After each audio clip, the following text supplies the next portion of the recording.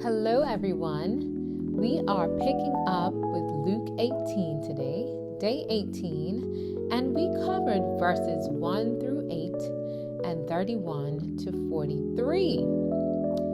I managed to select a verse from this very compelling read, and it was verse 39.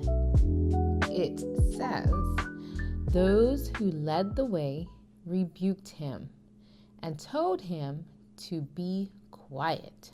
But he shouted all the more, 'Son of David, have mercy on me.'" This verse comes from the story of the blind beggar who heard that Jesus was passing by and made a big scene about it, trying to get Jesus' attention. He wanted to be healed. And as I was reading this segment of our selection of verses, I actually began to think and connect it to the opening verses 1 through 8, where Jesus had told a parable in which he was encouraging his disciples to pray and not give up. And I can say that I hadn't always connected this beginning segment of the chapter to the ending segment of the chapter, but I saw a very clear connection this time.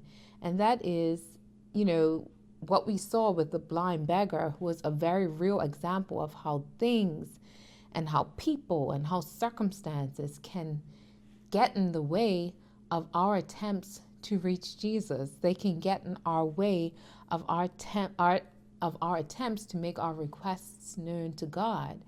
And what we must cling to, or what we must be determined to do, is to be persistent. Our persistence gives evidence of our faith. And Jesus asked in verse 8, will he find faith on the earth when he comes? An indication that there will be so much happening that will threaten to thwart our faith and to stop us in our tracks when it comes to prayer.